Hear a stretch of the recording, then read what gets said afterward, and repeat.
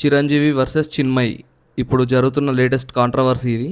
దీంట్లో ఎవరిది తప్పు ఎవరిది కరెక్ట్ అని చెప్పే ముందు అసలు చిరంజీవి ఏమన్నాడు, దానికి చిన్మయి ఏం కౌంటర్ ఇచ్చిందో ఫస్ట్ తెలుసుకుందాం. మనశంకర్ వరప్రసాద్ సక్సెస్ ఈవెంట్ల సెలబ్రేషన్స్లో పార్టిసిపేట్ చేసినప్పుడు ఫుల్ జోష్లుండి వాళ్ళ కూతురుని అప్రిషియేట్ చేస్తూ, అట్లనే నా కూతురులానే ఇంకొంతమంది మహిళలు రావాలి, అసలు ఇండస్ట్రీ అందరిని ఆదుకుంటుంది, ఇండస్ట్రీలో చెడ్డ వ్యక్తులు అంటూ ఎవరు ఉండరు, మీరు ఎట్లుంటారో దాన్ని బట్టే అవతల ప్రవర్తిస్తూ ఉంటారు, సేమ్ అద్దంలా ఉంటుంది ఇండస్ట్రీ అని చెప్పి కొన్ని వ్యాఖ్యలు చేసిండు. అండ్ ఇంకో మాట ఏమన్నాడంటే, ఎప్పుడైనా సరే మనం ఒక అనుమానంతో ఇది చేస్తేనే వాళ్ళు ఛాన్స్ ఇస్తారేమో అన్న అనుమానంతో మనం అడుగులేయద్దు.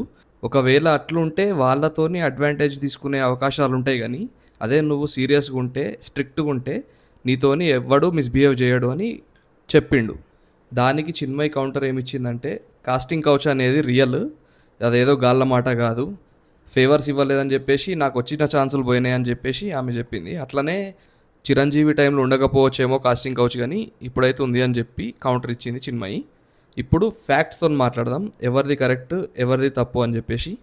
ఫస్ట్ మంచోళ్ళు చెడ్డోళ్ళు గురించి తీసుకుందాం. చిరంజీవి అన్నట్టు చెడ్డోళ్ళు ఎవరు ఉండరు ఇండస్ట్రీలో, ఒకవేళ అట్లా అనుకుంటే అది మీ తప్పిదమే అనుకుంటా అన్నాడు కదా చిరంజీవి. దాని గురించి మాట్లాడదాం. ఫస్ట్ ఏంటంటే, ఏ ఇండస్ట్రీకి పోయినా అని ఎక్కడికి పోయినా అని మంచోళ్ళు ఉంటారు చెడ్డోళ్ళు ఉంటారు, ఇది basic common sense. For example software ఇండస్ట్రీని తీసుకుంటే జాయిన్ అయిన వెంటనే నీకు కొన్ని ఎక్సర్సైజెస్ ఇస్తారు, కొన్ని వీడియోస్ ఇస్తారు. ఏముంటాయంటే దాంట్లో బేసిక్గా నువ్వు ఎట్లా ప్రవర్తించాలి, నీ చుట్టూ అన్యాయం జరిగితే నువ్వు టార్చ్ బేరర్ లాగా ఎట్లుండాలి అని చెప్తా ఉంటారు అన్నట్టు. కానీ నిజంగా అది చేసినావు అనుకో, టార్చ్ గుంజుకొని బేర్ ఫుట్ మీద ఇంటికి పంపించేస్తారు. అది జరిగేది. ఇవన్నీ ఏంటంటే అనుభవించిన వాళ్ళకి తెలుస్తాయి. ఇట్లా బయటకు వచ్చి చెడ్డోళ్ళు ఉండరు, అట్లా నువ్వు మోసపోయినావు అనుకుంటే అది నీ తప్పే అంటే దానికంటే సిల్లీ థింగ్ ఏది ఉండదు. ఇక నెక్స్ట్ పాయింట్, కాస్టింగ్ కౌచ్ గురించి మాట్లాడాలంటే, ఇది చిరంజీవి చెప్పినట్టు లేదని కాదు, చిన్మయి చెప్పినట్టు ఈ కాలంలో ఉన్నది, పోయిన అప్పుడు చిరంజీవి కాలంలో లేదని కాదు, ఆ కాలంలో ఉన్నది ఈ కాలంలో ఉన్నది. జస్ట్ అప్డేట్ ఏంటంటే, ఆ కాలంలో ఆడోళ్ళని అడిగేటోళ్ళు ఇప్పుడు మగోళ్ళని కూడా అడుగుతున్నారు, అంతే తేడా. చిరంజీవి చెప్పిన దాంట్లో ఒక మాట కరెక్ట్ ఉంది, ఏంటంటే మీరు స్ట్రిక్ట్గా స్ట్రైట్ ఫార్వర్డ్గా ఉంటే మీకు ఏ అన్యాయం జరిగేది అని చెప్పిండు. దీనికి ఎగ్జాంపుల్ చాలామంది ఉన్నారు, చాలామంది హీరోయిన్స్ దీని గురించి మాట్లాడినరు. నన్ను ఫేవర్ అడిగినరు, ఫేవర్ అడగకపోతే ఛాన్సులు పోయినాయి అని చెప్పిన వాళ్ళు చాలామంది ఉన్నారు. ఛాన్సులు పోగొట్టుకున్నారు, స్ట్రిక్ట్గా ఉన్నారు, అవకాశాలు వచ్చినప్పుడే నిరూపించుకున్నారు వాళ్ళు. సో కాస్టింగ్ కౌచ్ లేదని కాదు, ఉన్నది రియలే. కాకపోతే ఇక కాస్టింగ్ కౌచ్ ఒక్కటే ప్రాబ్లం కాదు, ఇప్పుడు మళ్ళీ కొత్త కొత్త ప్రాబ్లంలు చాలా ఉన్నాయి. ఏం చేయకున్నా అని చేసిండని చెప్పేసి కేసులు పెట్టుడు లేడీస్, ఇటువంటివి కూడా చాలా జరుగుతున్నాయి. ఏం చేయకున్నా అని చెప్పి కేసులు వేస్తామని బెదిరించి లాక్కునే సందర్భాలు, ప్లస్ ఇద్దరు మ్యూచువల్ బెనిఫిట్స్ తీసుకొని అవతలోడి మీద కేసేసి వాడిని బ్యాట్ చేద్దాం అనుకునే సిచ్యువేషన్స్ చాలా ఉన్నాయి. మరి వాటి గురించి ఎందుకు మాట్లాడదు చిన్మయి? ఎందుకంటే ఇప్పుడు ఫేక్ విక్టిమ్స్ వల్ల ఒరిజినల్ విక్టిమ్స్ది క్రెడిబిలిటీ పోతుంది కదా. అట్లా ఒకలాగా చిన్మయి కూడా వాళ్ళకి అన్యాయం చేస్తుంది విక్టిమ్స్కి.